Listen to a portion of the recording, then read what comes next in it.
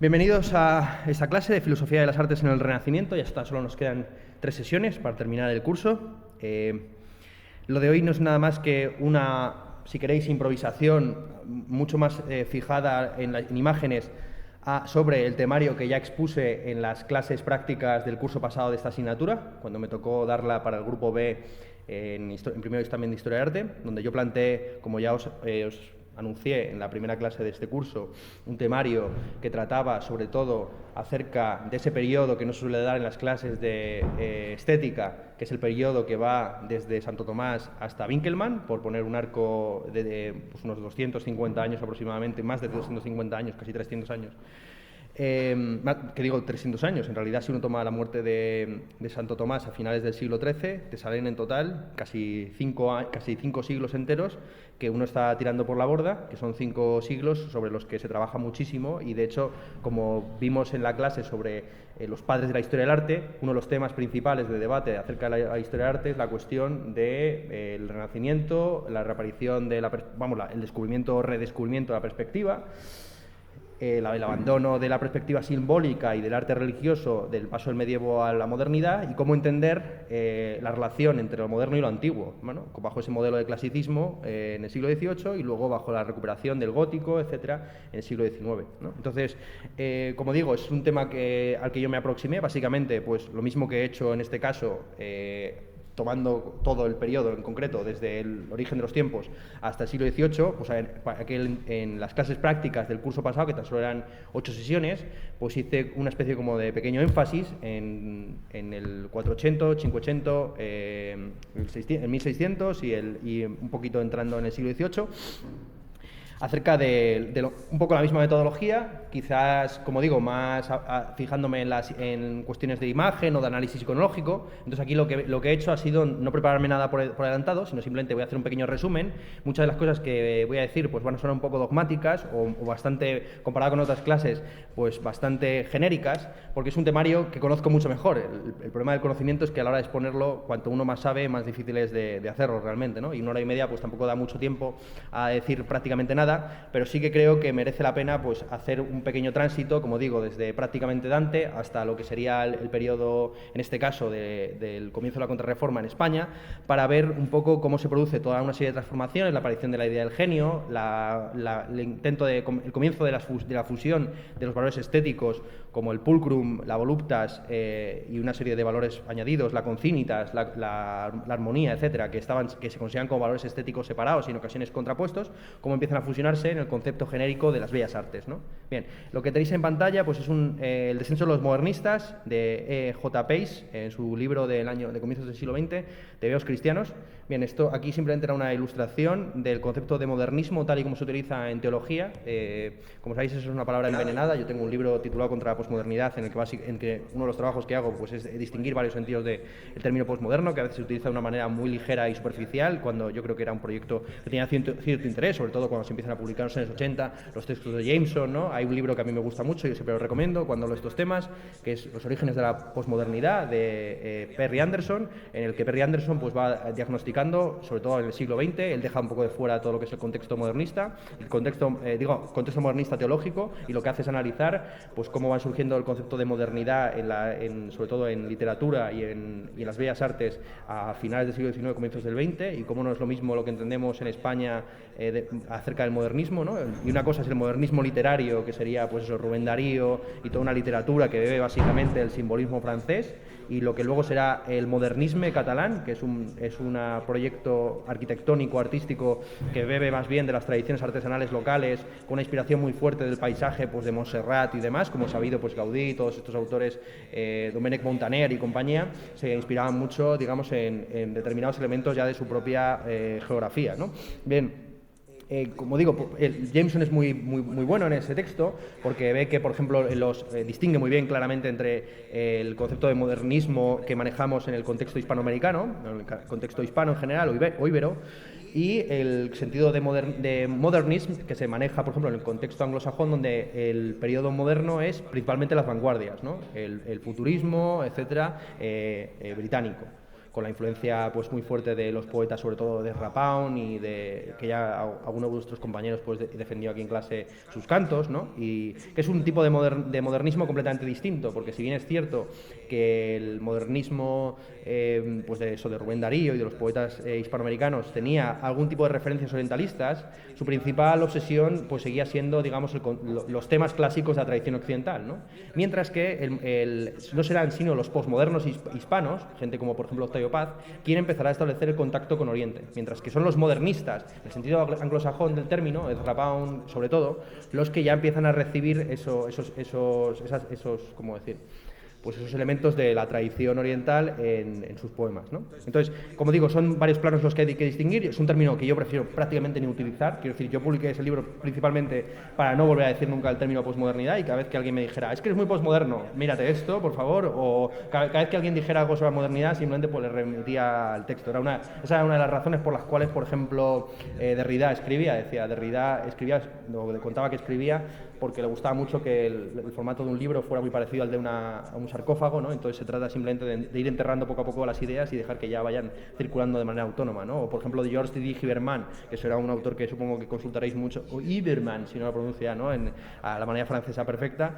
George D. Huberman pues es un autor que de hecho nunca permite que le hagan entrevistas sobre libros pasados, porque, digamos, se olvida de ellos completamente cuando los ha escrito. Tiene un par de libros maravillosos, como uno sobre la cuestión de los documentales y documentos acerca del Holocausto, ¿no? Todo el debate que hubo en los años 60 acerca de si se tenía que mostrar a los cadáveres amontonados en Auschwitz, en Birkenau y demás, o si por el contrario todo el trabajo de la memoria y del duelo tenía que pasar más bien a través de los propios supervivientes, ¿no? Entonces ahí está la polémica entre Noche y Niebla, una película de 30 minutos con solo material de archivo, o sea, con datos simplemente de tantos muertos aquí, no sé cuántos miembros de la SAK, etcétera, frente a la película SOA, ¿no?, de Claude Lanzmann, que son 8 horas, tan solo entrevistas a gente que ha sobrevivido. Por ejemplo, un famoso peluquero que le entrevista a Lanzmann cuando ya está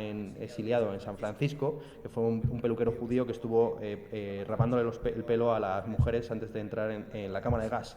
Y en medio de la entrevista, que parece una entrevista muy frívola, porque él dice, sí, le cortábamos el pelo con estas herramientas y tal, y lo está contando mientras está cortándole el pelo a un tipo en una peluquería de San Francisco, y ves como el tipo se echa a llorar en el momento en que recuerda que por allí pasaban sus primos, sus vecinos, etcétera, etcétera, y que todos ellos no podía revelar lo que les iba a suceder, porque esa era la condición para la supervivencia, ¿no? Es una de las cosas que Adorno y Horkheimer trataron más, la cuestión de la culpa de la supervivencia, ¿no? Quiero decir que el gran problema no consiste en los muertos, sino en que los que han sobrevivido de manera ilegítima. Bien. Precisamente como colaboracionistas. Bien, entonces, bueno, tampoco quería meterme mucho en este tema, ¿no? Pero es que cuando se habla a veces de posmoderno, cuando ciertos posmodernos hablan de la modernidad, pues entienden que por modernidad un poco lo que entendía Heidegger, ¿no? Cuando Heidegger hablaba de modernidad en sentido filosófico del término. Evidentemente Descartes, cuando escribe, no dice yo soy moderno. De hecho, es uno de los pocos, frente, como hemos visto, Petrarca o todo lo que es la tradición italiana, que sí que hablaba de la distinción entre antiguos y modernos. Para Descartes tan solo había una distinción entre buena y mala filosofía. Quiero decir que esta idea de que los filósofos, sobre todo, hacen su trabajo a través de la propia historia de la disciplina, es algo que se empieza a establecer a partir del siglo XVII, precisamente con el derrumbe del proyecto cartesiano. Es decir, el proyecto cartesiano lo que quiere hacer es sustituir, en principio, sobre todo los discípulos de Descartes y sobre todo pues, a ciertos atomistas, como el caso de Gassendi, el padre Mersenne y demás. El objetivo principal era sustituir la escolástica, que tiene una aproximación sistemática. Es decir, la escolástica, cuando trataba el problema del ser, no decía, Platón dijo, y no empezaba por Tales, luego los Milesios, de ahí saltaba a Zenón de Lea, lo que fuera, sino que se aproximaba no históricamente, sino sistemáticamente. Y es precisamente por el colapso de, por un lado, la escolástica en la división entre protestantes y católicos, pero también los fracasos que tiene el cartesianismo para acomodar a la nueva ciencia, ¿vale? Porque, como he sabido, Descartes, por ejemplo, promueve un modelo del sistema solar, lo que se llama vorticial, quiero decir, según el cual el principio de atracción gravitatoria no existe, sino que simplemente el Sol funciona como una especie de desagüe que va atrayendo a su alrededor a los diferentes planetas. Bien, entonces es precisamente con el declive de este modelo que se impone en filosofía lo que estamos haciendo, es decir, la aproximación historiográfica. Es decir, si yo me hubiera formado en una tradición menos historiográfica, historiografista, pues a lo mejor simplemente hubiera empezado, pues como empecé en las primeras clases, ¿no? Con una aproximación mucho más sistemática, definiendo los términos, yendo a problemas concretos y estableciendo quizás una cierta disputatio sobre cuestiones puntuales, ¿no? Que es la tradición tanto escolástica como de los escoliastas cartesianos, ¿eh? Entonces, como digo, Descartes no se considera a sí mismo modernista, principalmente porque no tenía una dialéctica, no tenía una filosofía de la historia. Como he sabido, Descartes pensaba vivir hasta 250 años con una buena higiene, pero resulta que viajando hacia la corte de la reina de Suecia, pues pilló la gripe y la palmó, ¿no? Con apenas 50 años. Entonces, claro, pensaba vivir 5 veces más, entonces solo dio tiempo a desarrollar, cuentan algunos, pues la parte cosmológica y epistemológica de su teoría, ¿no? Cuando Descartes dice en las famosas reglas, para la corrección del entendimiento, ¿no?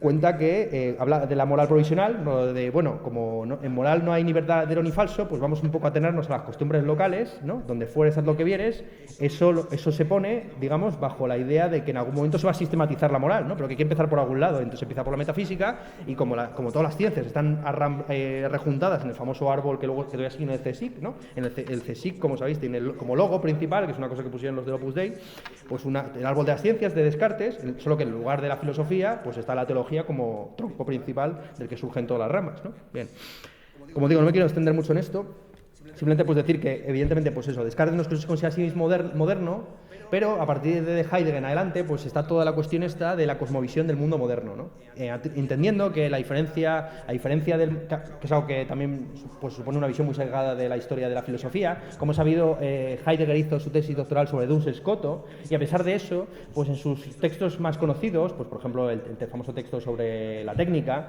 la pregunta por la técnica, el famoso texto pues eso, sobre Leibniz, etcétera, sobre el principio de razón suficiente de Leibniz, todos estos textos dan por sentado que existía algo así como la tradición presocrática, ¿no? Ese origen otro en el que ya el ser y el ente no se confundían, ¿no? Porque el ser no es la presencia del objeto, sino que consiste en el juego entre el darse y el desvelarse, ¿no? Y así la verdad no es digamos, la mímesis, no la mímesis, la adequato intellectus ad rem, ¿no? La verdad no consiste en la adecuación de nuestras proposiciones al mundo, sino en el desvelarse, en la leceia, ¿no? En el desmemorio, mejor dicho, en el recuerdo, en la falta de memoria, en la cura del olvido, pues bueno, esto es un poco Heidegger, ¿vale? Bien, entonces sin más, Heidegger, es que tampoco quiero meterme en Heidegger porque si no sería muy largo, ¿no?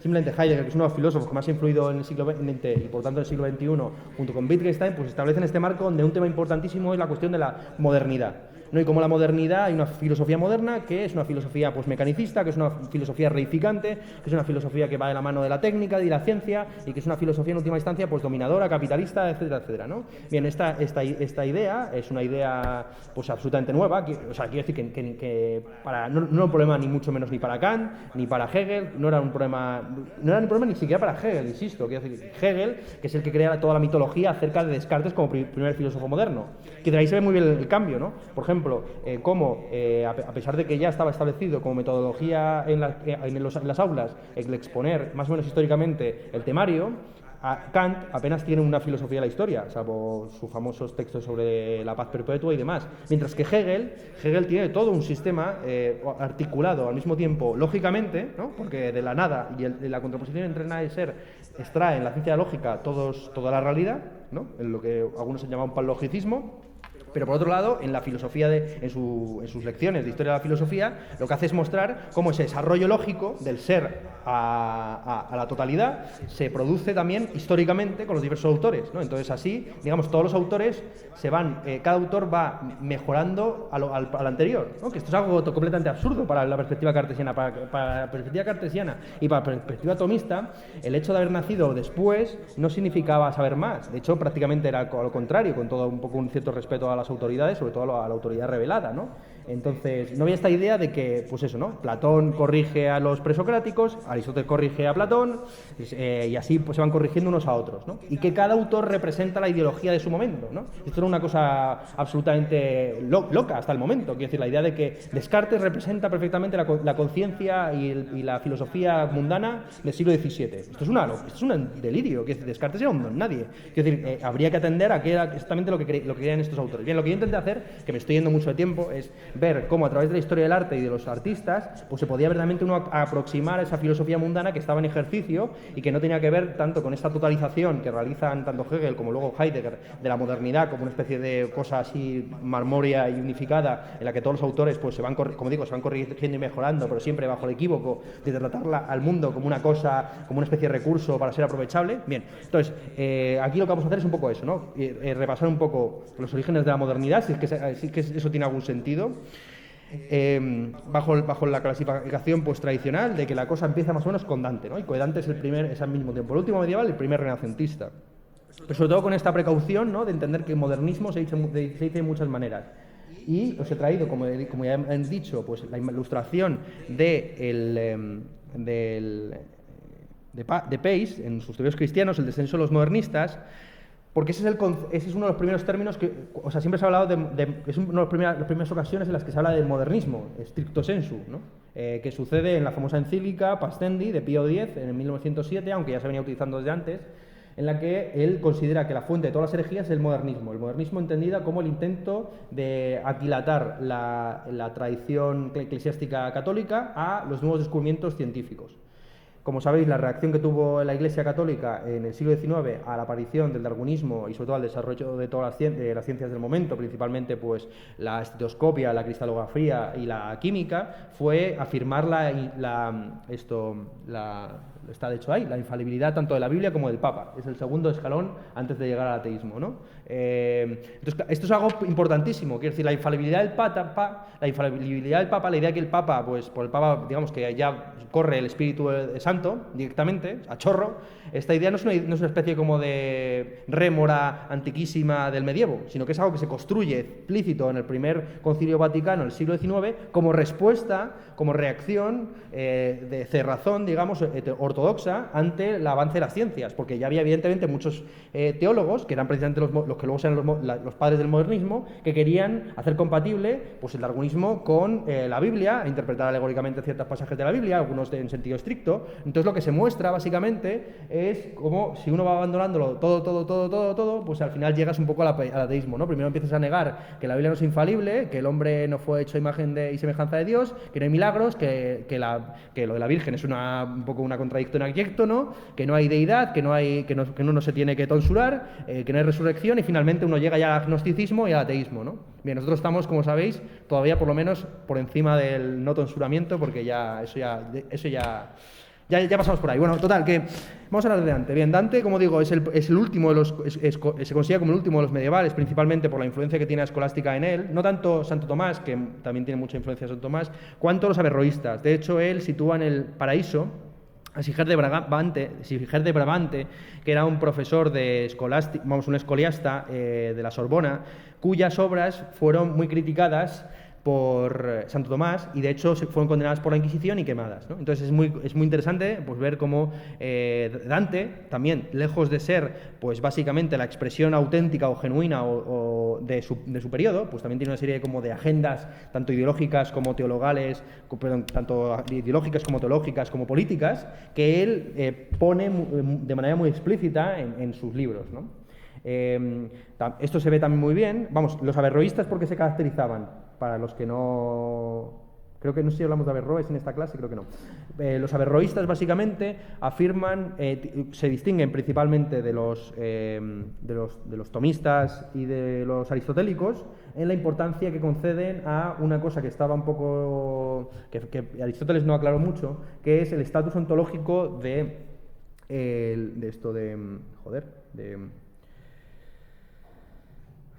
intelecto agente, ¿no? La idea básica es intentar generalizar el modelo corpóreo al modelo la realidad corpórea a la realidad intelectual, ¿no? Quiero decir, si en el mundo corpóreo hay una diferencia más o menos clara entre los cuerpos y la materia que los compone, en el mundo intelectual, hablo intelectual, pero también se puede hablar aquí de ideas formales o de almas, etcétera. En el mundo anímico, en el mundo de los espíritus, en el mundo espiritual, mejor dicho, pues también tendría que contemplarse la posibilidad de que hubiera una especie de intelecto agente y de intelecto paciente o de intelecto pasivo, ¿no? Bien, este intelecto agente, pues, según los averroístas, era un intelecto común a toda la humanidad. Esto, en principio, Averroes lo sostenía bajo su doctrina de las dos verdades, a saber, Por un lado está la verdad del ser y por otro lado está la verdad del deber ser. Esta distinción, que en el caso de ser violada pues ha recibido el nombre de la falacia naturalista, el intento de pasar del ser al deber ser, ¿no? Como el PP ganó, el PP debió ganar, ¿no? O como así ad infinitum, ¿no? Esta falacia es digamos, la crítica a este salto lógico, ¿no? Del ser al deber ser. Es una crítica que empieza a plantearse en el contexto, como digo, islámico, donde donde se quiere hacer compatible al mismo tiempo Aristóteles con el Corán, ¿no? Entonces se dice lo siguiente: Aristóteles describe el ser, Aristóteles lo que hace es describir el mundo tal y como es, y el Corán, como está formulado en manera imperativa, describe el deber ser. Entonces hay como dos principios de racionalidad: la racionalidad lógico-formal, matemática, esencial, metafísica, y la racionalidad práctica, prudencial, política, que estaría básicamente subordinada a la sharia, ¿no? Entonces, esto, más o menos, ahí el intelecto agente básicamente es el que es común a todos los hombres, precisamente insuflando los preceptos que en el Corán están escritos de manera explícita. Entonces, que básicamente, por decirlo muy rápidamente, el intelecto agente es la humanidad en nosotros. Como sabéis, hay más o menos una distinción bastante establecida entre la humanidad entendida como el conjunto de todos los seres humanos y la humanidad como aquello valioso, intransferible y sagrado que existe en nosotros mismos, ¿no? Entonces, cuando se habla, por ejemplo, de crímenes contra la humanidad, es tanto un crimen contra la humanidad, un genocidio, por el volumen de las personas que están afectadas por ella, pero también ciertos crímenes muy puntuales que tan solo afectan a una persona, pero que nos afectan a todos en la medida en que vulneran su dignidad, ¿no? Entonces, ahí ya se está prefigurando con la idea del intelecto agente, pues el concepto de dignidad, el concepto de autonomía, el concepto de humanidad, etcétera, etcétera. Bien, esto que está, como digo, en Dante, que Dante lo toma y lo tiene muy en cuenta, porque para él, evidentemente, el intelecto agente no será tan... si hay algo así parecido al intelecto agente en la poética de Dante, que Dante evidentemente no escribe tratados de teológicos ni filosóficos, es el amor, ¿no? Aquello que es común a todos los hombres es la posibilidad de ser movilizados por el amor como fuente de inspiración, incluso también poética. Eso tiene un pasaje muy conocido en Purgatorio 24, 52 y siguientes, que dice lo siguiente: yo soy uno que cuando amor me inspira, escribo y el acento que dicta dentro voy significando.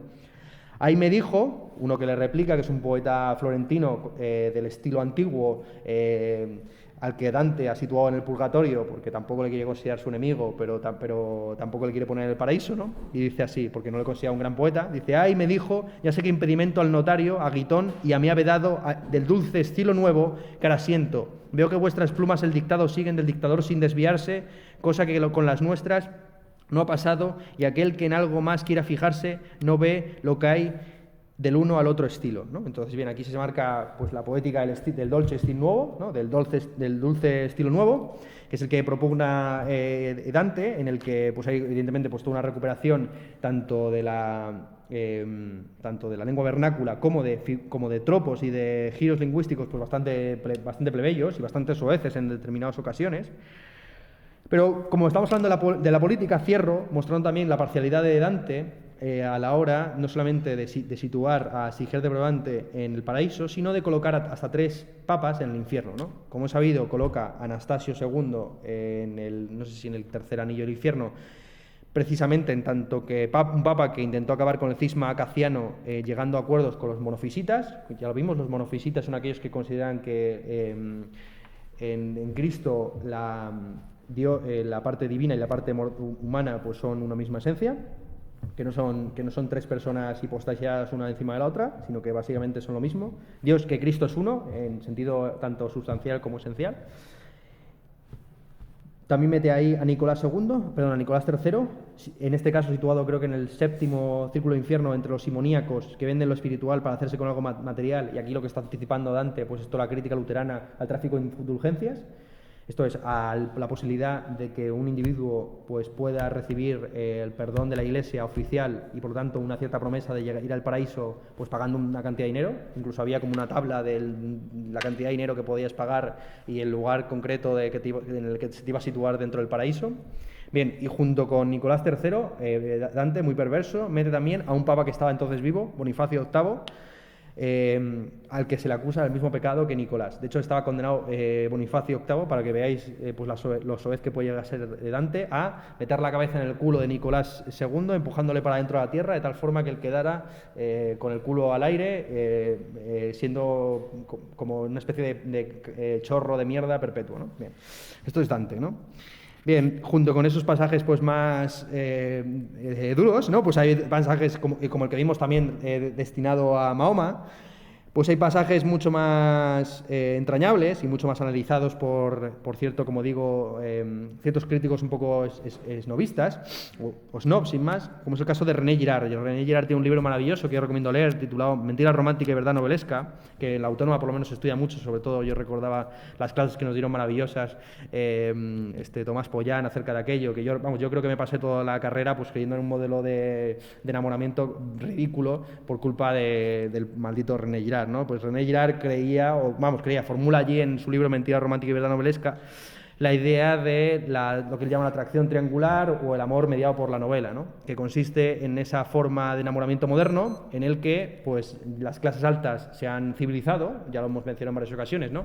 Hay un momento en el que, sobre todo en España después de la Reconquista, toda la clase nobiliaria que había ostentado sus títulos básicamente arrancándoselos al moro, pues se ven, como no tienen ya guerras en las que participar, y tampoco están dispuestos a irse como unos desarrapados al nuevo mundo, pues se ven obligados a participar en toda una serie de ritos cortesanos en los que tienen que saber empezar a utilizar el cuchillo, el tenedor, la cuchara, no escupir encima de la mesa, no dar de comer a los perros las sobras, etcétera, etcétera, ¿no? Entonces, dentro de este nuevo como aburguesamiento de todo lo que era, pues eso, unos caballeros que en última instancia su oficio era sacar la espada y defenderse con el escudo, surge un modelo, precisamente el modelo del amor cortés, ¿no? El modelo del amor cortés es en los libros de caballerías, de hecho, se ve muy bien esa transición, porque se pasa de unas escenas en las que la gente se mata por pasar un cauce, un río, ¿no? Como sabéis, a mí me encanta el libro del Caballero de la Carreta, ¿no? Es maravilloso porque muestra allí cómo Lancelot al mismo tiempo es un bestia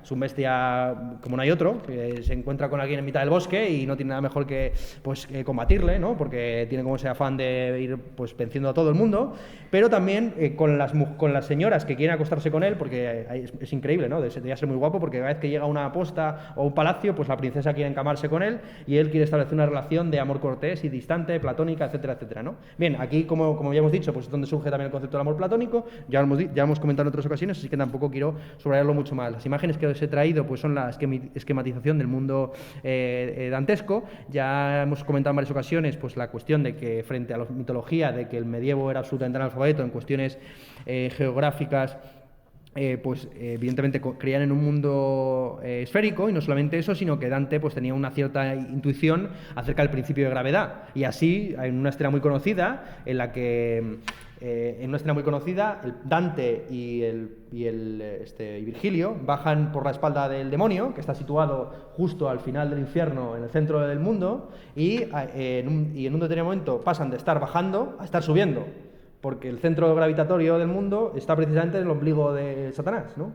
Y lo escribe de una manera muy precisa, quiere decir que no se puede interpretar. En un momento, lo dice tal cual, ¿no? Que en un momento se sorprende de que estaba bajando y empieza a subir, porque la relación entre arriba y abajo es una relación que está mediada por el principio gravitacional, ¿no? Entonces es muy interesante ver cómo Dante al mismo tiempo es el último de los medievales, por lo que hemos dicho, sobre todo también por la interpretación racionalista de sus propios poemas. Pues Dante tiene un libro muy bueno, a mí me gusta mucho, sin lugar a dudas es uno de mis libros preferidos, el de la Vita Nuova, ¿no? La Vida Nueva, en el que escribe un poema a su amada Beatriz y lo interpreta conforme a los 3 principios de interpretación que expusimos en la clase pasada, ¿no? La interpretación tipológica, la alegórica y la literal.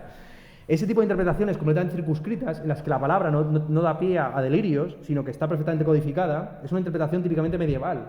Frente a esa interpretación medieval racionalista, nos encontramos con que en la Edad Moderna pues todo es símbolo de todo, por lo que vimos previamente de la recuperación de la alquimia, etcétera, etcétera. Entonces, Dante al mismo tiempo es medieval por su racionalismo y es moderno por su irracionalismo, o mejor dicho, por su interpretación metafísica, alegórica o alquímica prácticamente del mundo, ¿no? Así, en el mundo de Dante es el amor y no el intelecto agente el que mediatiza todas las conciencias, y por otro lado, el mundo no está representado más o menos de manera fiel a lo que conocemos, al mundo conocido geográficamente, sino que es un mundo, como veis, pues completamente delirante, donde más o menos Aquí no aparece representado, ¿no? Pero en otras representaciones, básicamente, el mundo tiene forma de cruz. En el centro, en lo alto de la cruz, está Jerusalén. A un lado está el Ganges y al otro lado está el Ebro. Toma el Ebro como referencia. Y justo en la otra punta se encuentra la Torre del Purgatorio, que tiene igual que el infierno, tiene 9 niveles, hasta alcanzar finalmente el paraíso. Bien, esta concepción del mundo, con los 9 anillos del infierno, las diversas aventuras que tienen cada uno de estos anillos y los 9 anillos del purgatorio, las diversas aventuras que tienen esos anillos, pues constituyen una concepción del mundo moderna, pero no por su racionalismo o su cientificismo, sino precisamente por su carácter, como digo, alegórico, poético, etc. Bien, junto con Dante, pues evidentemente una de las figuras más importantes para hablar de la modernidad es claramente Petrarca, del que ya hemos hablado bastantes cosas. Tan solo puedes ahora aquí recordar una famosa aventura, que es la subida al Monte Ventoso. Bien, esta es una foto actual del Monte Ventoso, donde tampoco es un monte muy alto, pero yo creo que más por una cuestión monumental y de recuerdo de esta hazaña de Petrarca, que por otra razón han colocado justo donde se calcula más o menos que Petrarca abrió las Confesiones de San Agustín, pues un observatorio astronómico, ¿no? Es una buena como respuesta, porque lo que Petrarca sostiene en su famosa carta del Monte Ventoso es que no hay que mirar afuera, es decir, no hay que mirar las estrellas, sino que uno tiene que refugiarse en la contemplación del alma y del diálogo del alma consigo misma, ¿no? Lo que queda más o menos resumido en el famoso dicho de San Agustín, noli foras ire, in te ipsum redi, ¿no? No vayas fuera, busca dentro de ti mismo. Bien, ¿qué es lo que hace allí Petrarca? Bueno, Petrarca, en una carta que muchos consideran pues la síntesis de toda su recuperación de las humanidades clásicas, toma como referencia un pasaje de Tito Livio. Hay que recordar que Petrarca es uno de los primeros que recupera y da una importancia a todo lo que es la historiografía romana. Quiero decir, hasta entonces, pues la historiografía principal, los principales tratados romanos que eran conocidos eran, como vimos, las enciclopedias estas y los compendios de la Roma antigua, y en todo caso se conocían, pues sí, a Heródoto y a Tucídides, pero no se tenía mucha consideración, pues evidentemente a Tito Livio, etcétera, y es Petrarca el que primero edita esta edición moderna de la Burbe Condita de Tito Livio, en el que Tito Livio cuenta una anécdota muy interesante, precisamente cuando suceden las guerras entre romanos y macedonios. Cuenta cómo Filipo, el último rey de Macedonia, decide subirse con todo su ejército, en el cual incluso había elefantes, hasta lo alto del monte Emo, el monte más alto de Tesalia, para desde allí, supuestamente, presuponiendo que el monte era tan alto que se podía ver desde allí Roma, pues ver cuál era el camino que estaban tomando las tropas romanas para bien hacerles frente en un lugar acotado, o bien invadirles por el otro flanco. Bien, lo que sucede, según Tito Livio, es que, por desgracia, cuando llega a lo alto del monte, ve que el monte es tan alto que por debajo no se ve la tierra, sino que se ve nada más que las nubes, ¿no? Bien, entonces hay una metáfora muy, muy interesante, tanto de la arrogancia, de la hibris del ser humano, etcétera, cuanto de la derrota militar de una civilización como era la Macedonia, ¿no? Bien, la falta de estrategias por parte...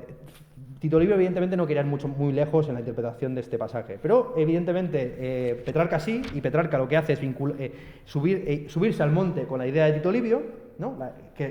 Lo que para muchos es considerado pues el origen del montañerismo y del gusto por subir a los montes. Hasta entonces los montes eran simplemente, pues evidentemente, un reservorio de madera, así de sencillo, ¿no? Es decir, que nadie iba en su sano juicio, se tiraba 1 hora y media sudando para llegar a lo alto al fin y al cabo, un montón de tierra acumulada, ¿no? Bien, entonces Petrarca, curiosamente, pues sube al monte con Tito Livio en la mente y con San Agustín debajo del hombro, ¿no? Debajo del brazo. Y os voy a leer el pasaje concreto en el que él, ya encontrándose en lo alto del monte y contemplando allí pues todo el pasaje espectacular que se despliega ante sus ojos, decide abrir San Agustín. Bien, dice lo siguiente: mientras contemplaba estas cosas en detalle y me deleitaba en los aspectos terrenales un momento, para en el siguiente elevar a ejemplo del cuerpo mi espíritu a regiones superiores, se me ocurrió consultar el libro de las Confesiones de Agustín, un presente futuro de tu bondad que guardo conmigo en recuerdo de su autor y de quien, porque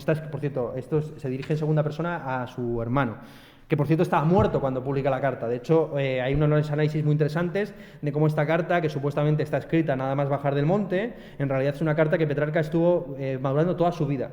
Y hay diversos borradores que van cambiando los sentidos de la carta, porque subió bastante joven, antes incluso de conocer la obra de Tito Livio, supuestamente, al Monte Ventoso, y la termina de escribir prácticamente antes de morir, ¿no? Entonces, marca perfectamente todo el arco, en apenas, pues no sé si son 5 o 6 páginas, marca todo el arco de la poética de Petrarca, que como ya hemos dicho, Petrarca es conocido principalmente por sus sonetos a Laura, pero él, la obra que más apreciaba era su poema épico en latín, el África, ¿no? donde lo que hacía era versificar la historia de Tito Livio acerca de Marco Publio Escipión, ¿no? Todos los combates con Aníbal y los cartaginenses. Bien, dice lo siguiente, como digo, Petrarca.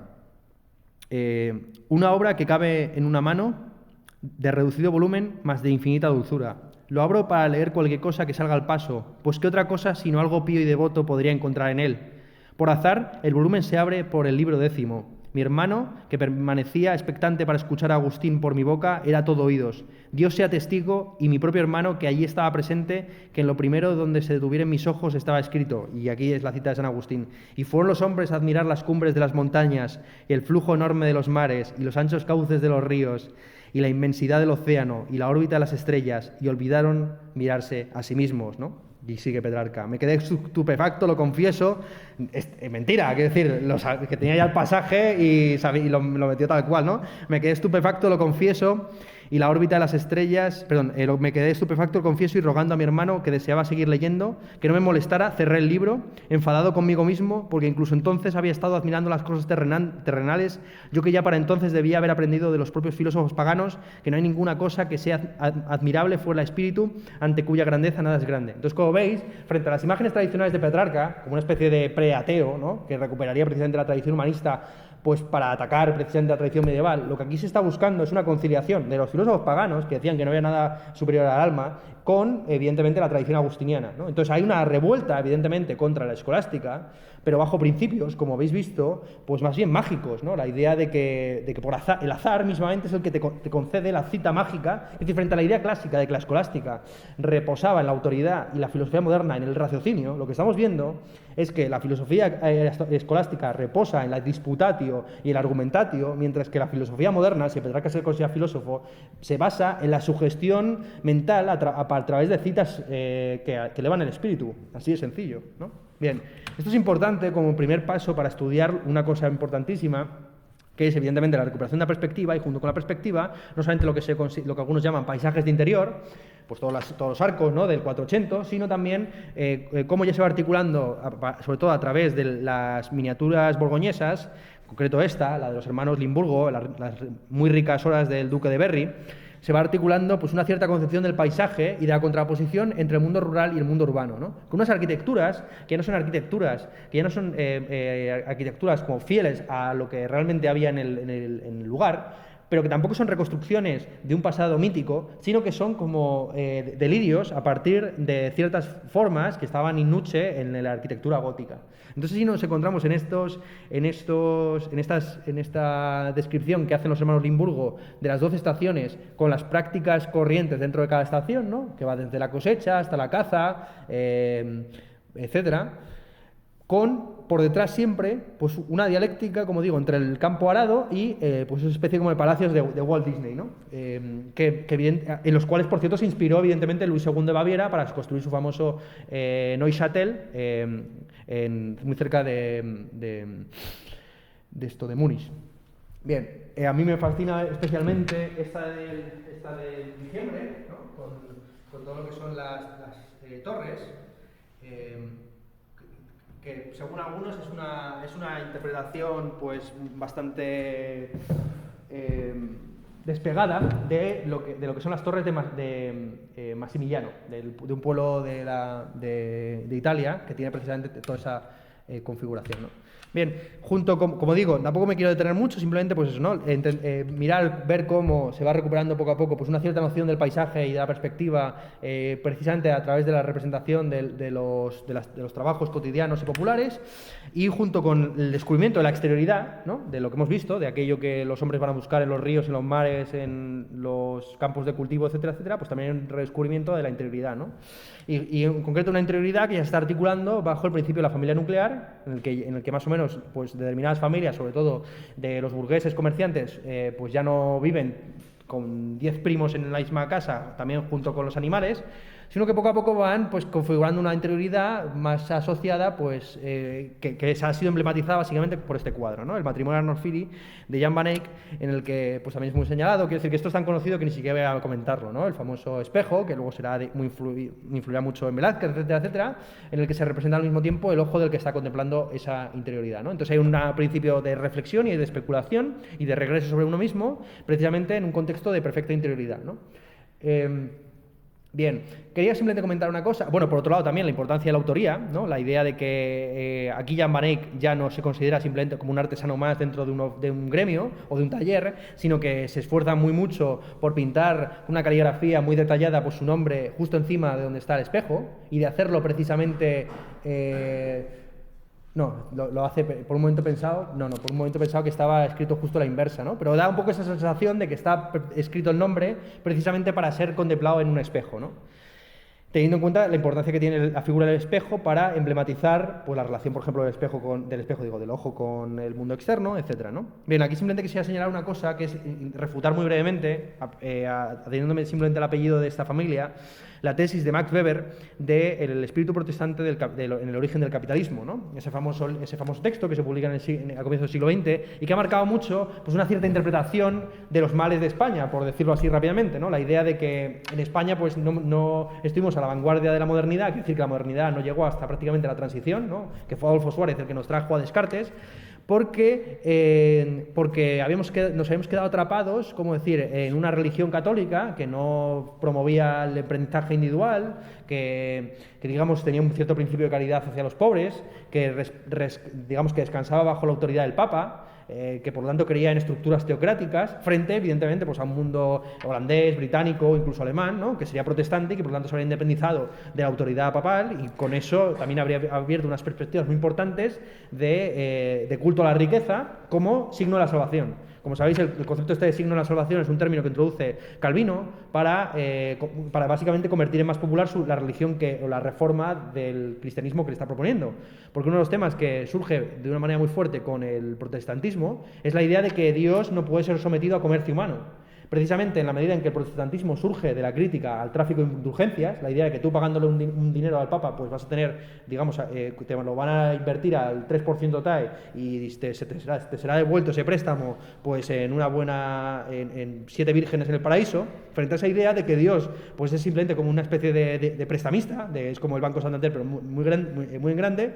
Frente a esa idea, la idea de los protestantes es que Dios es lo absolutamente otro, ¿no? De hecho, es uno de los libros que más se editan, incluso como libro monográfico, que hasta entonces era un libro secundario, era el libro de Job. En el libro de Job lo que aparece es un buen un buen servidor de Yahvé que se ve obligado a soportar un montón de sufrimientos, pero que no obstante nunca duda de su creencia en Dios, porque y ni siquiera le plantea y le pregunta a Dios por qué está sucediendo aquello, ¿no? Quiere decir que da por sentado que Dios proveerá, que Dios es más sabio que nuestra propia forma de calcular el mundo de manera egoísta, ¿no? Entonces, lo que introduce Calvino, porque claro, ¿quién coño va a querer una religión en la que tú no sabes si vas a condenarte o no, etcétera, etcétera? Pues lo que introduce Calvino es la idea de los signos de la salvación. Quiere decir que la salvación que se da o se regala de manera gratuita, porque Dios da la salvación con independencia de tus actos, ya está prefigurada en los éxitos terrenos. Entonces ya no se trata de que tú inviertas un cierto dinero o que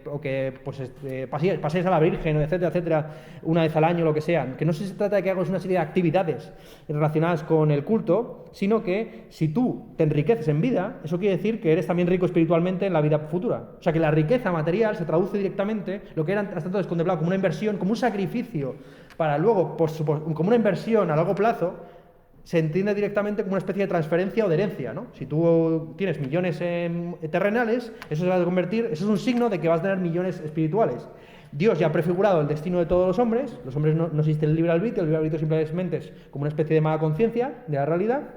Por lo tanto, lo único que hacer es actuar e intentar más o menos ir acaparando capital bajo la idea de que eso, digamos, prefigura algún tipo de salvación. Bien, entonces, insisto, esta idea, que es muy sugerente, ¿no? La idea de que evidentemente pues empiezan a surgir las inversiones, la acumulación de capital, etcétera, etcétera, bajo esta mentalidad protestante, pues no se sostiene Para empezar, porque el matrimonio se llama matrimonio Arnolfini, era un matrimonio florentino, aunque el pintor fuera flamenco, y una de las cosas que no pueden explicar los teóricos acerca de, pues, de que el capitalismo va de la mano de, por un lado, la religión protestante y por otro lado, los banqueros judíos, cómo es posible que precisamente los primeros que empiezan a desarrollar el capitalismo de manera interesante, al final en el 480, son los venecianos, los florentinos, etcétera, etcétera, todas las ciudades, estado italianas que encarnan lo que sigue siendo a día de hoy el modelo liberal por excelencia, ¿no? Que es básicamente Singapur, ¿no?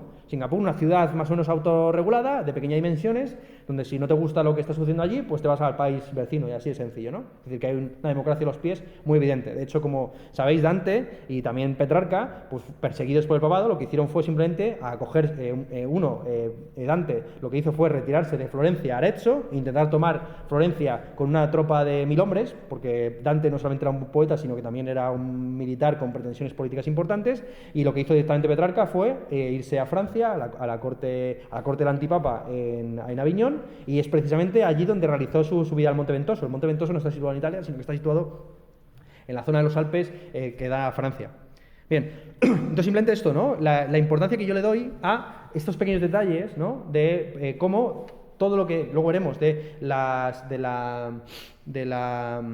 ejemplo, los retratos de grupo no surgen en primera instancia, aunque son sobre todo conocidos por sus ejemplos holandeses o británicos, no surgen en Holanda y en Inglaterra, sino que hay prefiguraciones tanto en Portugal como en Italia, ¿no? Vamos a ver luego más adelante en Portugal pues un retrato de grupo de todo lo que es la corte de Lisboa en aquel momento. Bien, junto con... ¿Qué está pasando en Alemania mientras tanto, no? Ya hablamos de esto en la primera clase de este curso, ¿no? La contraposición entre las humanidades, entre lo que podemos llamar precisamente la reforma protestante en Alemania y, por otro lado, el renacimiento de las humanidades y las letras y las artes en Italia.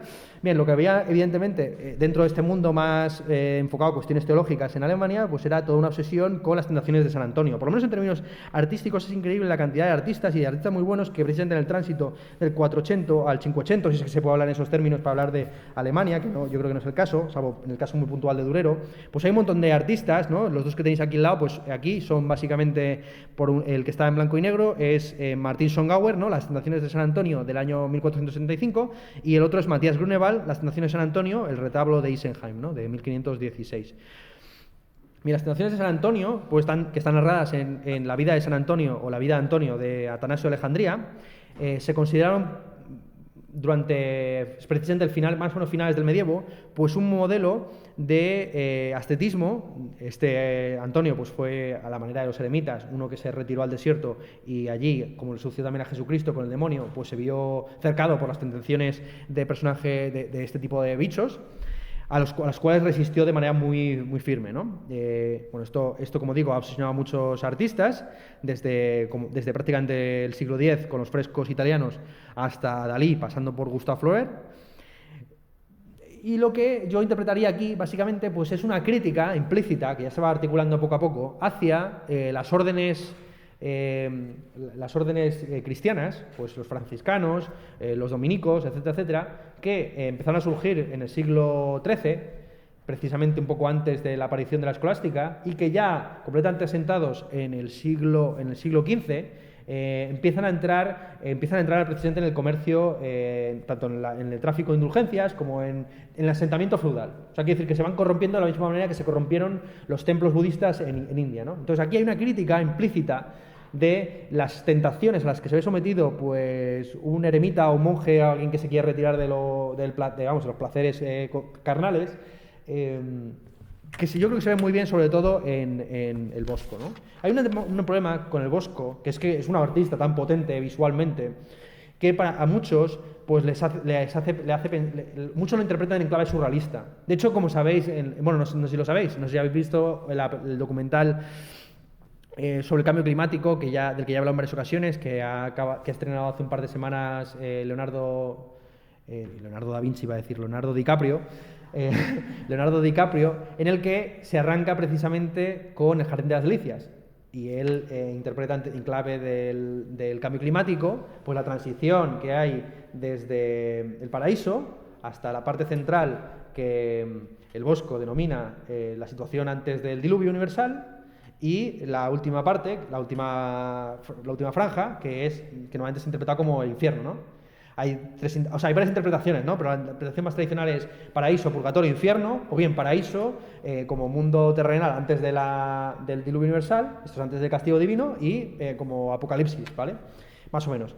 O sea, creación antes del diluvio, apocalipsis, paraíso, purgatorio, infierno. Bien, entonces lo que hace DiCaprio es más o menos, pues le gusta mucho esta idea de antes del diluvio, ¿no? Porque se cuenta, ¿no? Uno de los efectos del cambio climático, evidentemente, va a ser el ascenso del nivel del mar. Pues hay muchas estimaciones, ¿no? Pues entre 1 metro y 5, ¿no? Aproximadamente, a nivel global. En algunos lugares más, en otros menos, ¿no? Dependiendo también de cuál sea la geografía.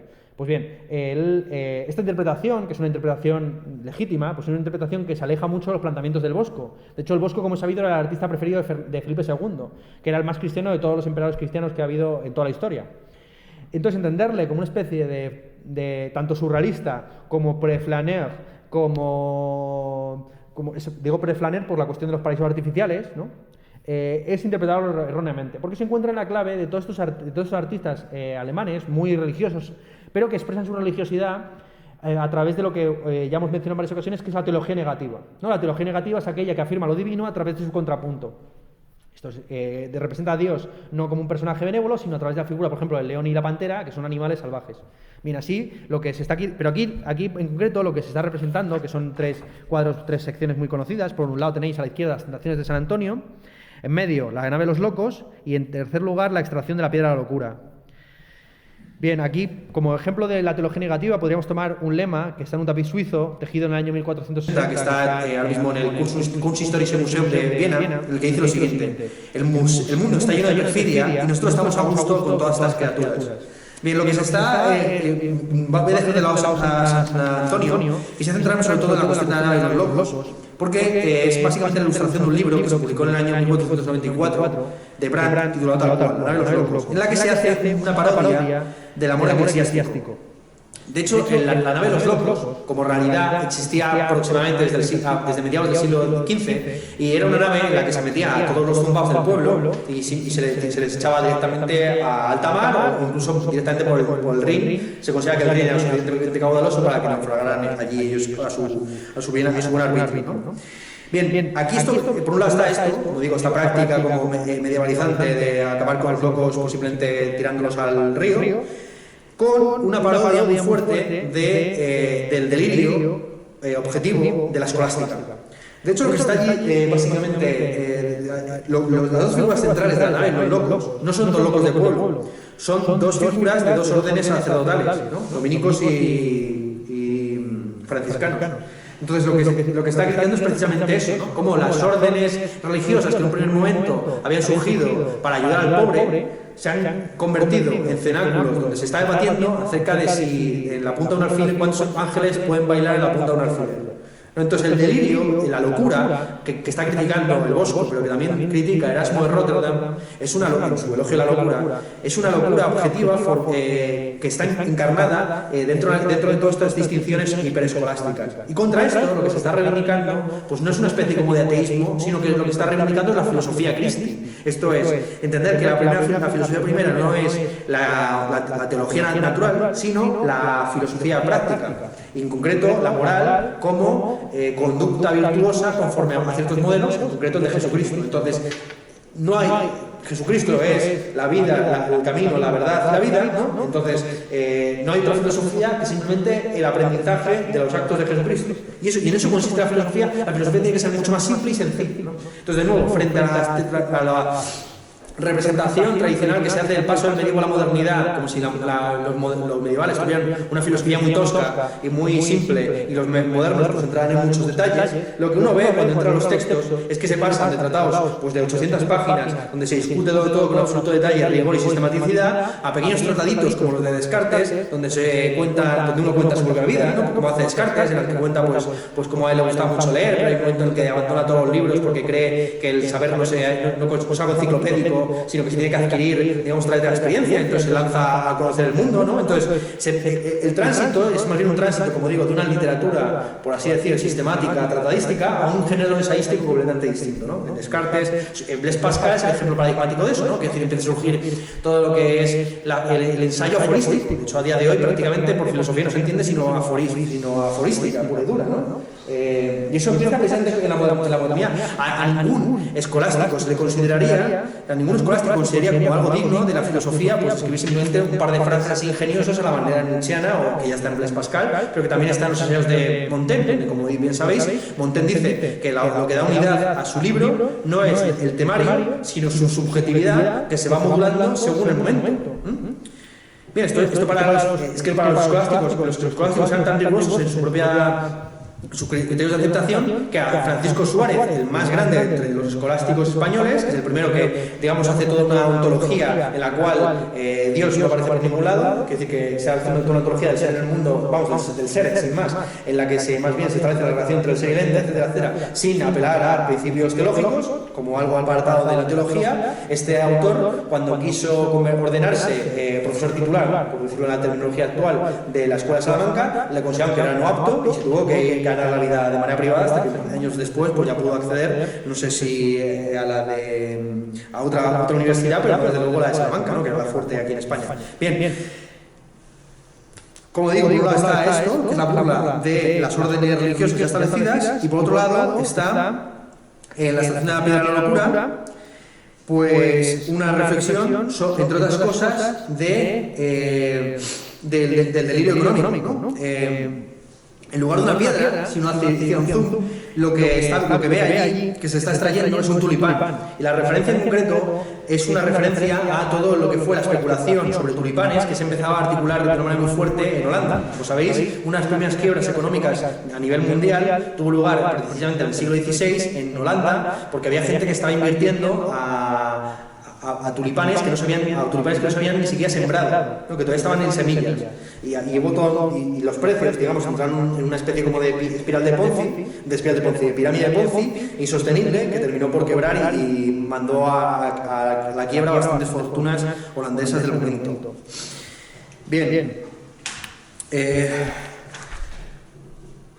Entrando ya en lo más conocido del Renacimiento, en el curso pasado yo dediqué toda una clase a la cuestión de la perspectiva y su relación con una figura que a mí me fascina, que es la figura de San Cristóbal, ¿vale? San Cristóbal es un gigante que llevaba a las personas de un lado a otro de la orilla del río, y que no se llamaba así, hasta que Jesucristo, siendo un bebé, pues se acerca a una de las orillas del río y pide que le transporten. San Cristóbal, siendo un gigante, pues cree que va a poder con mucha facilidad transportar a un simple bebé, pero cuando se le echa a la espalda ve que el bebé pesa un quintal. Y en esto que están de camino a la otra orilla, finalmente naufragan, y le pregunta el que a partir de entonces se va a llamar Cristóbal a Cristo: bueno, ¿y cómo es posible, enano, que peses tanto?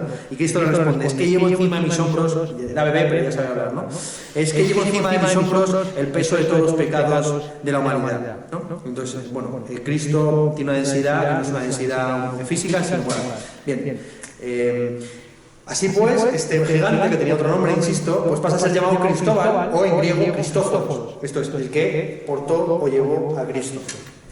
Este Cristóforos, viendo que ese niño no va en broma, pues se pasa evidentemente se convierte en un cristiano en el momento y comienza a predicar la palabra de los evangelios. Hasta que finalmente se apresaba por un pretor y sometido a una tortura, una ejecución que consistía en ser fusilado por un batallón de ballesteros.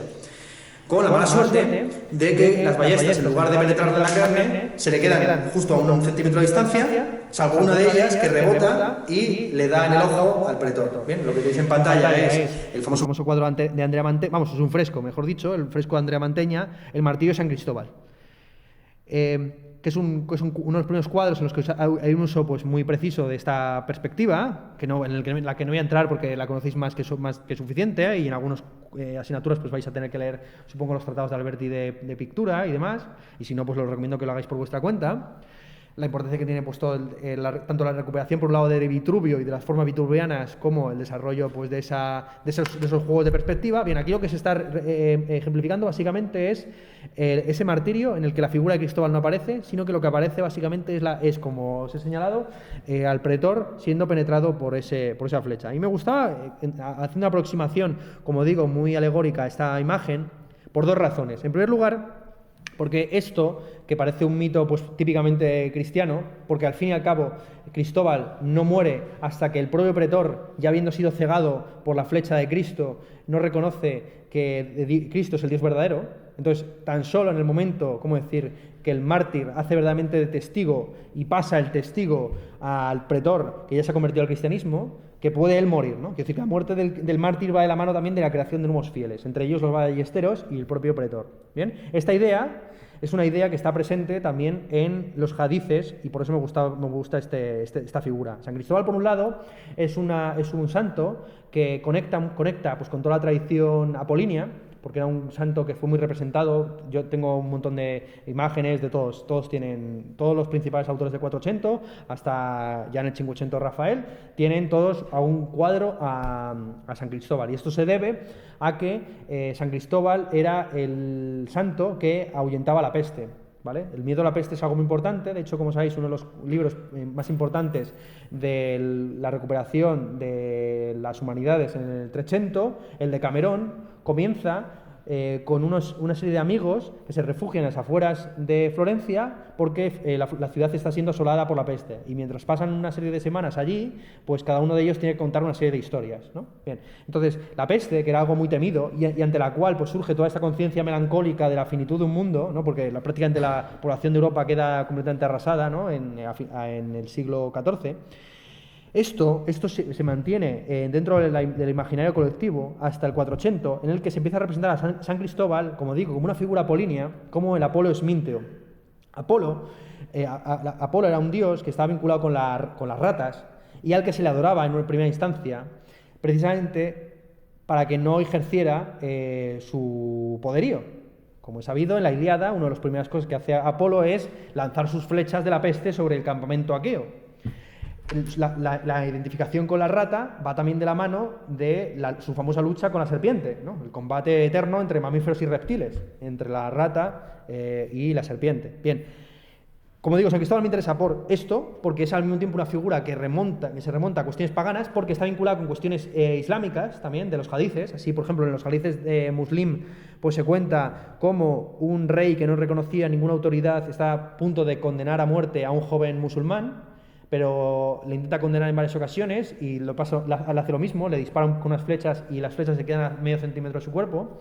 Y no es hasta que no le dispara gritando: yo te mato en el nombre de Alá, el Señor de la Juventud, que finalmente muere el joven, pero con la buena suerte de que tanto el rey como todos sus súbditos se han pasado al Islam, ¿no? Esto es lo mismo que sucede aquí, ¿no? Quiere decir que el martirio no es un martirio gratis, no va de balde, que no se trata de ser chulo y de ser una especie de marginado, sino que la marginación va de la mano también de la demostración del poderío y de la fuerza del cristianismo más allá del límite de una conciencia individual. ¿Bien?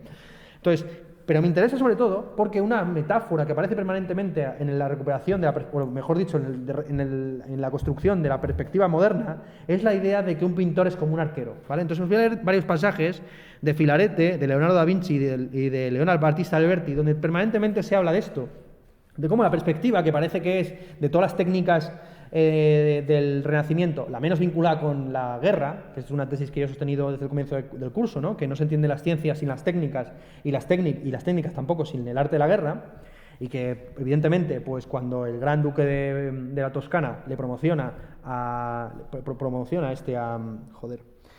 Galileo para que haga el telescopio, una de las principales funciones era ver a distancia el movimiento de tropas del enemigo, ¿no? Y poder disparar así también con mucha más precisión los cañones.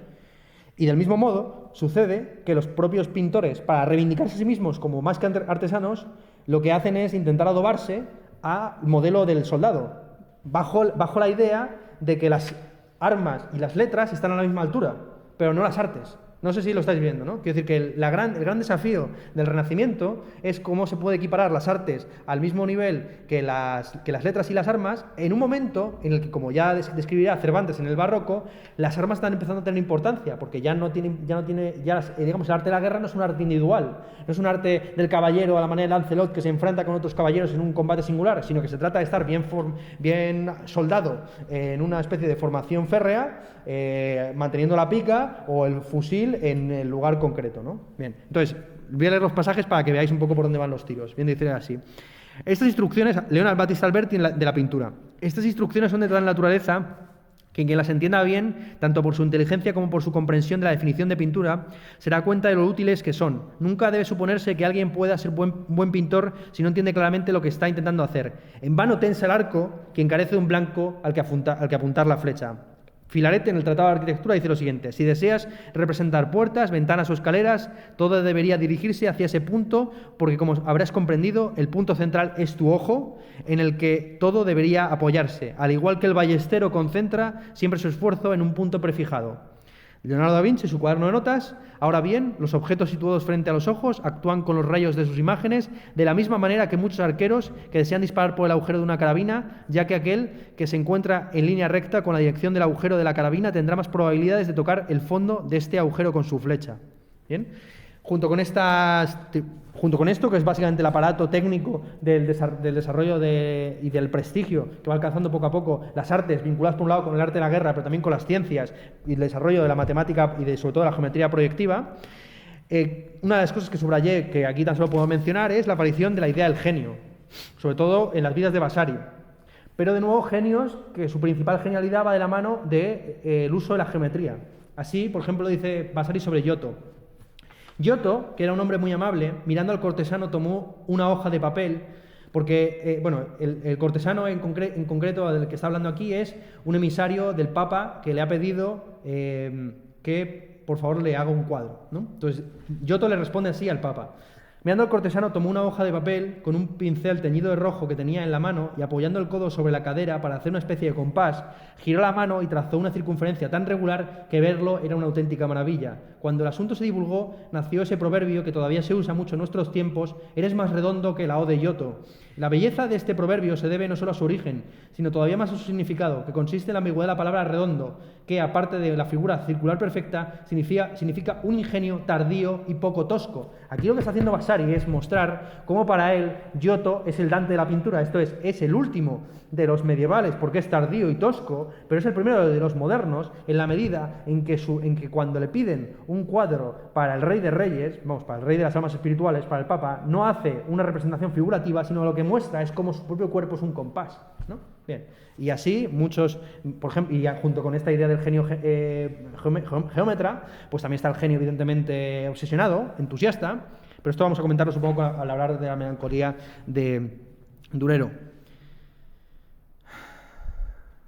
Bien, sin más, tampoco tengo aquí más citas de la vida de Vasari, pero aquí simplemente quisiera entrar en Botticelli, en el nacimiento de la pintura, que ya fue un cuadro que presentaba un compañero vuestro y que ya hemos comentado en las clases prácticas.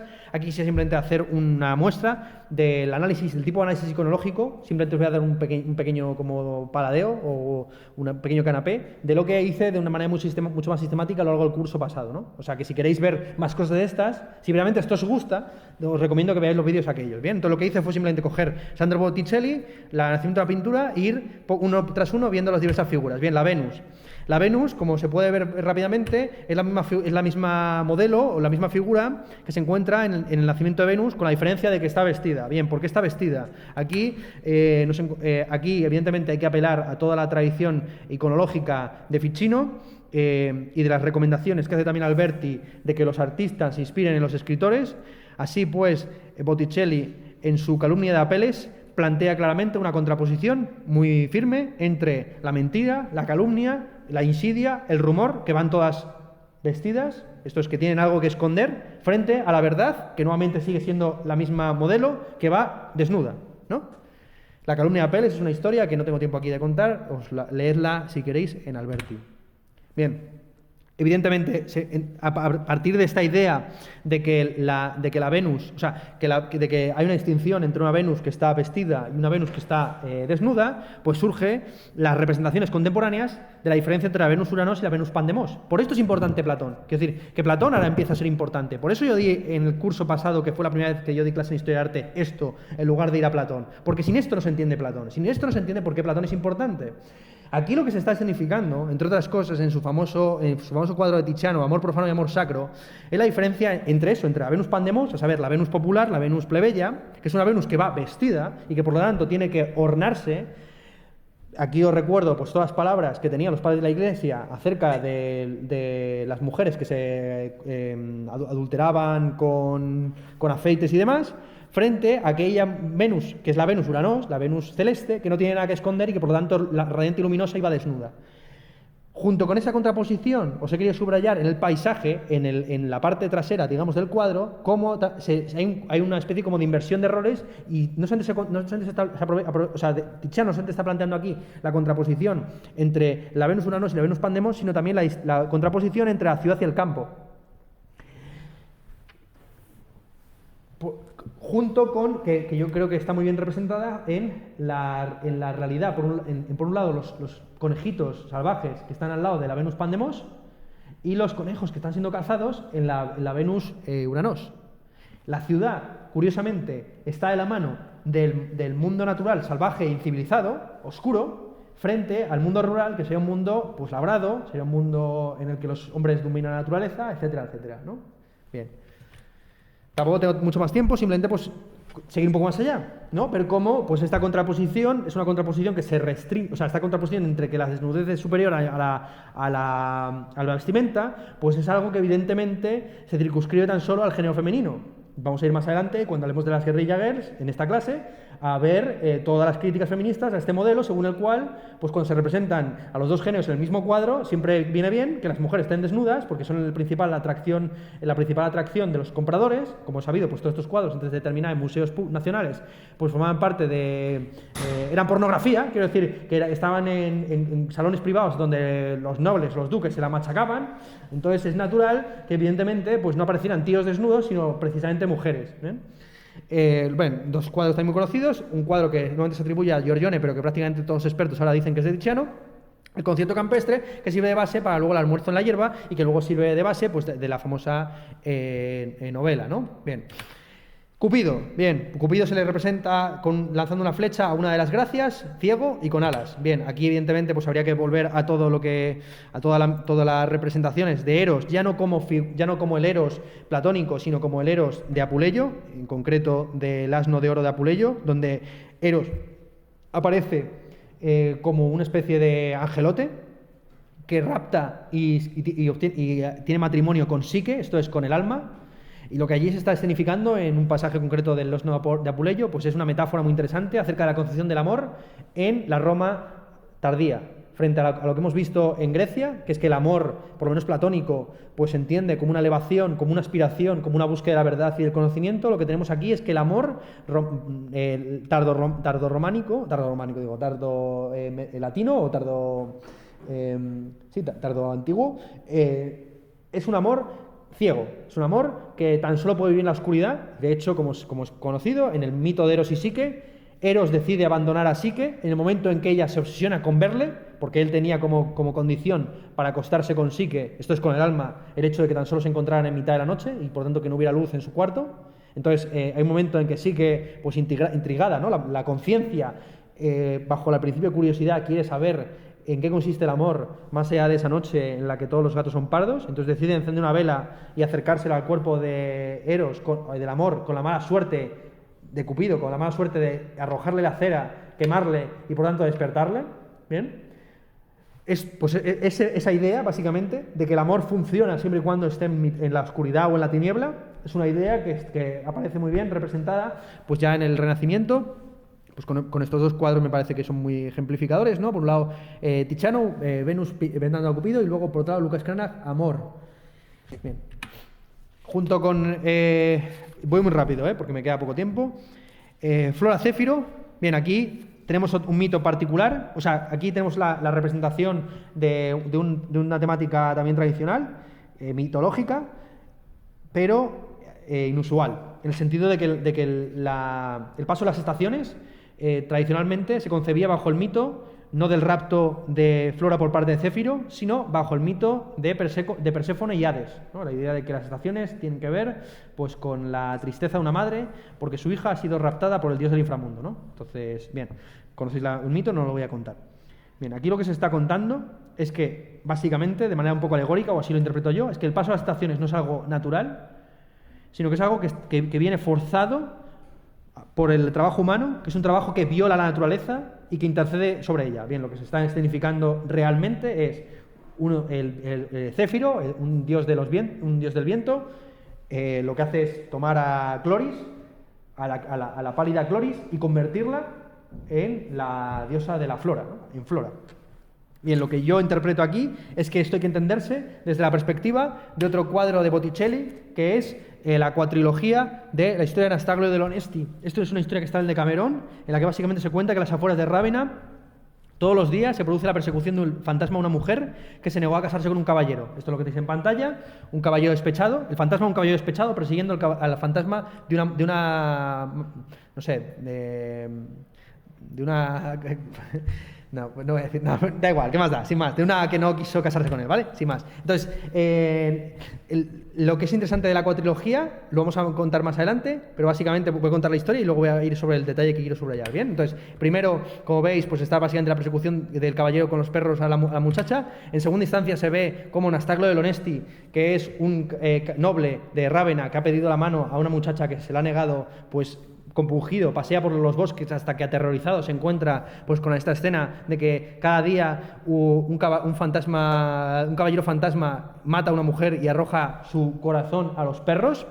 Así que él decide, de una manera muy astuta, pues convocar a los familiares de su amada en ese mismo bosque para que puedan ver lo que les pasaría, lo que le puede pasar a su hija o a su pariente en caso de que se niegue a casarse con él, ¿no? Quiero decir, mirad lo que le pasó a esta despechada, que ahora tiene que ser perseguida, que es perseguida por los perros todos los días, y finalmente lo que se muestra en la última escena es la boda. ¿Bien? Bien, lo que yo quisiera aquí subrayar es cómo hay una transición, lo que se está escribiendo en el paisaje.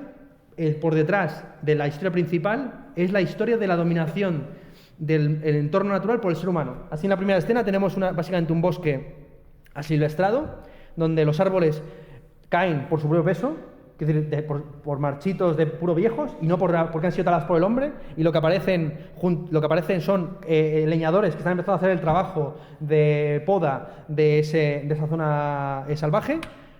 Esto se va avanzando poco a poco en el segundo, se muestra de una manera muy evidente cómo van quedando menos árboles, y no solamente eso, sino que aparecen perfectamente los tocones de los árboles que se han ido cortando, ¿bien? Hasta que finalmente ya no solo queda la arquitectura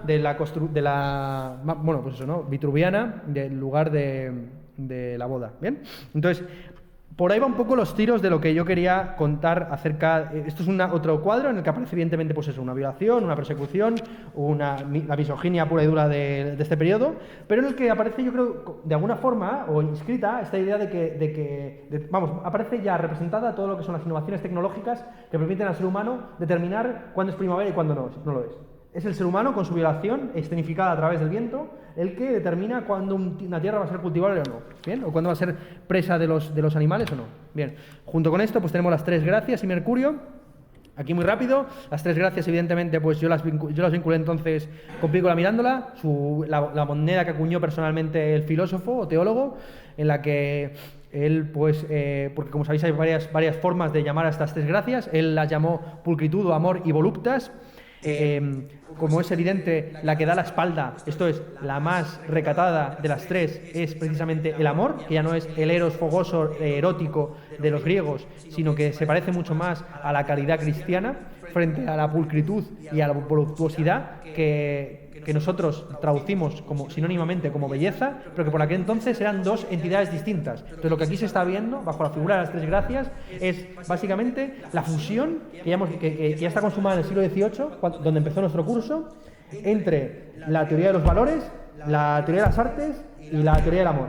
¿no? Cómo se van poco a poco, bueno, la teoría del amor o la teoría del conocimiento sensible, ¿no? Y cómo se van poco a poco fusionando unas con otras para crear esa idea de una estética que trata al mismo tiempo de todo lo que está en el tema de nuestro: el amor, lo bello, la retórica y la teoría de las artes, ¿no? Y ya están aquí más o menos porque, como ya hablamos en el caso de San Agustín consideraba que todas las artes que no eran visuales ni morales no estaban vinculadas con la pulcritud, sino con la suavitas. Bien. Evidentemente, junto con esto, y quería reforzar y remachar este clavo, pues apelando a otra interpretación posible de la figura de Mercurio, porque como hemos sabido, pues el Mercurio del nacimiento del triunfo de la primavera se puede entender según algunos, como si fuera París, ¿no? París, que está precisamente pues golpeando unas manzanitas en lo alto del árbol o despejando unas brumas con su caduceo.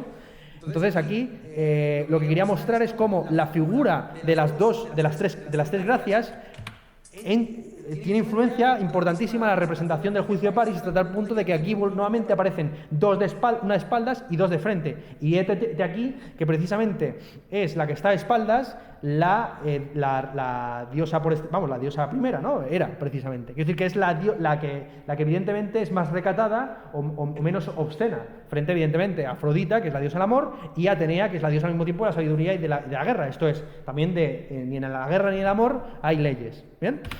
Ok, vamos muy rápido porque me queda un montonazo y no sé cómo me he comido el tiempo tan rápido cuando pensaba que esta clase me iba a sobrar tiempo incluso. Aquí lo que tenía en pantalla pues era el Donatello el Giudicio Holofernes de Donatello, el Perseo con la cabeza de la Medusa de Benvenuto Cellini y el Rapto de las Sabinas de Juan de Bolonia, que son esculturas del año 1457, 1554 y 1582. Aquí lo que tenemos, esto me parece muy interesante, estas tres, porque son tres estatuas que están en la Plaza de la Señoría y que cada uno de los artistas que construyó, o sea, cada uno de los escultores, pues tuvo en consideración la anterior, y hay una evolución como de una escultura mucho más hierática vinculada con la tradición de la relación entre arquitectura y escultura en el gótico, a una escultura ya pues como más autónoma, en el que se describe de una manera mucho más vigorosa el movimiento. Aquí habría muchas cosas que comentar, evidentemente, de cómo Cellini pues representa del mismo modo a la Medusa que a Perseo. También está haciendo pues una reflexión filosófica de lo que supone el autodecapitamiento del yo en el espejo, etcétera, etcétera. Aquí habría un montón de pajas mentales que contar, como en todos los mitos estos de Perseo, Teseo, ¿no? Perseo, al fin y al cabo, cuando está combatiendo con la Medusa, y no hace para combatirla, sino ponerle delante su propia imagen, ¿no? De tal forma que queda petrificada ella misma, pues al fin y al cabo no es sino una metáfora para muchos contemporáneos, incluido Borges y demás, de la relación del yo consigo mismo, ¿no? Bien. Donatello hizo el Giudicio Holofernes en un momento en el que Florencia estaba pasando por un momento muy doloroso, y lo que allí está representando en la famosa ejecución que hace la judía Judith contra el babilónico Holofernes, que ha venido a sitiar Israel, es representar el triunfo de los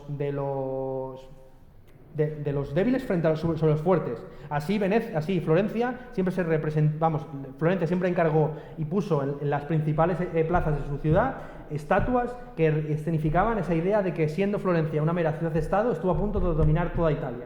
Y por eso es tan importante, por ejemplo, el encargo de luego el David. El David también estaba en esta plaza, luego se trasladó a otra y finalmente pues está ahora mismo en interior, ¿no? En interior. Pero también el David contra Goliat se escenifica básicamente lo mismo, ¿no? Mucho más que contar aquí, pero simplemente voy a pasar a la siguiente. Bien, estamos todavía atrapados, como podéis ver, pues a finales del siglo de 480, con lo que es la articulación de las ciudades de Estado, que poco a poco van a quedar dominadas por la pugna entre el Imperio español y el rey de Francia, y el reino francés. Pero sí que no quería pasar de lado pues una de las primeras encarnaciones de la típica plaza italiana, que luego es la inspiración de la pintura metafísica de Giorgio de Chirico y de Carlo Carrà, a saber, esta plaza de Pienza, por Bernardo Rossellino, en el que hay una contraposición muy evidente y una distinción entre los tres poderes: el poder religioso, el civil y el militar, con la construcción por parte del mismo arquitecto en una plaza que lo sintetiza todo de la catedral, el Palacio Piccolomini y el Palacio Público y el Palacio del Cardenal Borgia, ¿vale? El Cardenal Borgia, con todos los ejércitos que tenía, sobre todo catalanes, pues era, a mi juicio, es una representación, no se ve ahora mismo, pero básicamente serían precisamente en la esquina desde la que está haciendo la foto, donde estaría el cruce entre el Palacio del Cardenal Borgia y el Palacio Público. Lo que tenéis enfrente, que son dos registros completamente distintos, pero muy renacentistas los dos, no voy a analizarlos porque lo vais a estudiar y vais a tenerlo que aprender de memoria para otras asignaturas. Hay una distinción muy clara entre el tipo de arquitectura que se hace para una basílica o para una catedral o para una iglesia y el tipo de arquitectura que se hace para un edificio civil, ¿no? Estos dos modelos serán revolucionados por Palladio a finales del siglo XVI, ¿vale? Bien, no quería dejar de lado la importancia de Portugal, ¿no? Y como imperio de ultramar, que articula toda una sociedad estructurada jerárquicamente por estamentos que todos ellos participan por igual del proyecto colonial, ¿no? Un imperio marítimo, como digo, que necesita de todos estos de todos los estratos, y así lo que se representa aquí en el Políptico de San Vicente, en Nuno Gonçalves, que es uno de mis pintores favoritos, de hecho, vamos, de finales del siglo XV, yo creo que no hay nadie mejor que él, hay muy pocos cuadros, pero todos son monumentales. Aquí lo que se está viendo muy bien es cómo, por un lado, todos los personajes quedan uniformados por su colocación, quiere decir que todos están más o menos situados de la misma manera, pero hay un surgimiento de la conciencia individual por la orientación de la mirada, ¿no? Entonces ahí se está representando al mismo tiempo pues, a todas las clases, y los extremos se representan incluso, aquí no aparecen, pero si uno es un cuadro muy, muy grande, y un poco más allá aparecen incluso pues, los marineros, los leñadores, etcétera, etcétera. Todos ellos participan, digamos, de esta nueva empresa, que es una empresa evidentemente capitalista, y esto vuelve a insistir en lo mismo, ¿no? No todo lo inventaron los holandeses o los protestantes. Durero, a mi juicio, es el final del 480, su interpretación por parte de una cierta... joder, es que voy fatal. De una cierta... Voy a cerrar, a ver si puedo cerrar en la Escuela de Atenas y luego ya sigo a partir de ahí en la siguiente clase sobre el barroco. Bien, como digo, Durero, lo que os he puesto en pantalla, pues por un lado es la famosa melancolía, en la que se está representando pues, una melancolía distinta de la interpretación tradicional de la misma. Como sabéis, en los tratados hipocráticos y también de la medicina de Galeno, pues la melancolía era una enfermedad producida por el exceso de bilis negra, bajo la teoría de los humores, de que el cuerpo humano está compuesto de 4 humores: la sangre, la flema, la bilis blanca, la bilis amarilla y la bilis negra. De ahí, de cuya combinación pues, surgen los diversos caracteres y diversas enfermedades. Se pasa de esa interpretación, podemos llamarla así, fisiológica de la melancolía, a una interpretación mucho más metafísica, donde la melancolía va de la mano del culto al genio. Esto está muy vinculado con la recuperación de un texto clásico de Aristóteles, a saber, el Problema 30, donde Aristóteles plantea una pregunta, como en todos los problemas Aristóteles responde a ciertas preguntas muy concretas, ¿no? Y en concreto, en el Problema 30, que está editado de manera individual, acantilado en el castellano, plantea a Aristóteles la pregunta de por qué todos los hombres geniales son melancólicos, ¿bien? Y da una respuesta conforme a la teoría de los humores. Pero aquí lo que se plantea básicamente es que todos los hombres geniales son melancólicos precisamente porque ven la vanidad de todas las cosas, o van más allá de la... Sí, básicamente, ¿no? Entonces aquí lo que se hace es representar, este cuadro tiene muchas interpretaciones: el perro sarnoso, la combinación de la combinación de los números en la cuadrícula superior, las figuras geométricas, el compás, el poliedro regular, el arco iris. Simplemente pues las menciono para que las tengáis en cuenta. Este es un cuadro que a mi juicio pues es esencial en la nueva comprensión del artista como un hombre genial, pero cuyo genio no es un genio griego, o sea, no es una especie como de genio vital o afirmativo o positivo, sino que es un genio depresivo, es un genio negativo, ¿no? Es un genio que ya no se entusiasma, ya no está poseído por los dioses, sino que es consciente de su propia mortalidad y precisamente en la medida en que es capaz de ir más allá de las figuras del mundo sensible y acceder a la geometría, ¿no? Bien. Junto con eso, pues tenemos también cómo Durero geometriza la tipografía gótica, que empezaba a considerarse como una tipografía salvaje frente a la recuperación de la tipografía latina. Lo que se decía es que la tipografía gótica pues, no podía ser geometrizada, y lo que hace Durero es tomar precisamente esa idea de que el mundo se comporta conforme a leyes matemáticas, para geometrizar también pues, la escritura gótica, ¿no? El estilo gótico. Y lo que tenéis arriba pues, es una pequeña aproximación a también el mundo mágico de Durero, todas las lecturas que tiene también mágicas Durero, como Durero pues, creía en cosas que hemos hablado, ¿no? Como un retorno del paganismo, la astrología, cosas que ya comentó Abibargur, ¿no? Y es básicamente una descripción de una pesadilla en la que caen cruces del cielo. Bien, es una descripción que aparece ahí, no voy a leerla porque no tengo tiempo. Bien, ya entrando en el Cinquecento, se me permite también utilizar este término para referirme a Joachim Patinir, ¿no? En Patinir lo que tenemos es un descubrimiento del paisaje, un paisaje que está, como ya hemos visto en el caso también de Tiziano, pues trufado de subtramas, ¿no? Así lo que tenemos ahí, básicamente los recuadros que os he señalado, en este cuadro, el famoso cuadro del descanso en la huida a Egipto, es que el tema del cuadro no está planteado en el texto, digamos en el título, sino que está planteado en la subtrama paisajística, ¿no? Lo que en un lado aparece básicamente es en el recuadro de la izquierda, que tenéis arriba, es el eclipse de los ídolos. Lo que ya aparecen pues son unos personajitos que van con cabras y patos a entregárselos a una especie como de cabra, de gran cabra ídolo, ¿bien? Mientras que empiezan a caer los ídolos de oro que estaban en lo alto de estos templos que están a punto de ser cristianizados. Al otro lado, lo que aparece aquí es básicamente la persecución, la matanza de los inocentes producida por Herodes, pero tampoco también aquí en esta parte aparece un pequeño ídolo que ya ha sido defenestrado. Entonces el nacimiento de Jesucristo y la huida de la Virgen a Egipto va de la mano, aunque es una representación, como estáis viendo, que no pretende emular un tiempo pasado, sino que se basa básicamente en una reconfiguración del presente, porque lo que se está representando no es el siglo I después de Cristo, sino que lo que está representando es el periodo en el que vivía Patinir, esto es el siglo XVI. A pesar de ello, son las claves que se dan por detrás las que más o menos te sitúan el contexto. Ya no hablamos, como digo, de una interpretación iconológica de los individuos que van con sus atributos, sino que la Virgen puede ser cualquiera, y es precisamente el contexto y el entorno, el mundo ese que está conectado por fuerzas mágicas, el que da el sentido de las figuras principales. Esto evidentemente se ve mucho mejor, yo creo, en otro tipo de paisaje, que es el paisaje reivindicado por la escuela veneciana, ¿no? Donde se sintetiza básicamente pues, el estilo de Rafael con el simbolismo de Botticelli, ¿no? Así tenemos las mujeres aquí desnudas, mujeres predesnudas.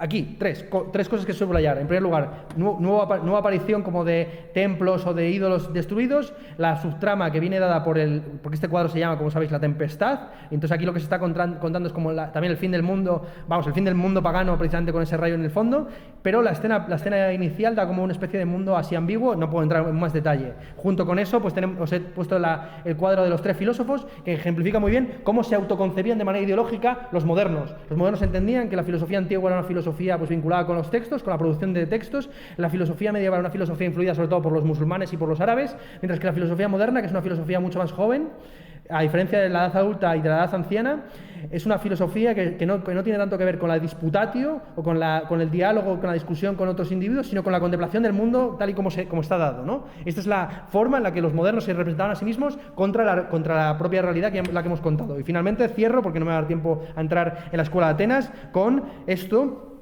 que simplemente subrayar lo mismo que ya hemos dicho, ¿no? Pues eso, ya está, sin más.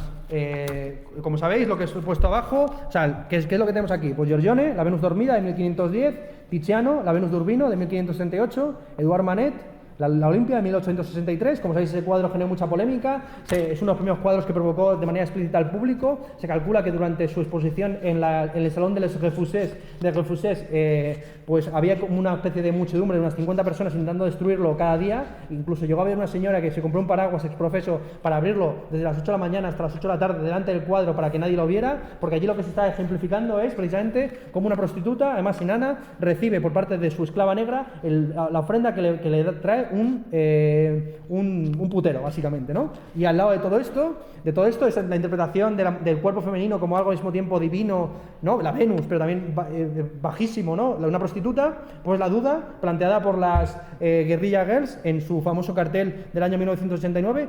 Tienen las mujeres que estar desnudas para entrar en el Metropolitan Museum, porque resulta que tan solo un 5% de los artistas en la sección de artes modernas son mujeres, pero resulta que un 85% de los desnudos son femeninos, ¿no? Entonces aquí también habría que entrar en una cuestión feminista, que yo creo que la propia composición pues ya habla por sí sola, y como diría Godard, no es una imagen justa, sino que es justo una imagen. Y ahora, venga, vámonos.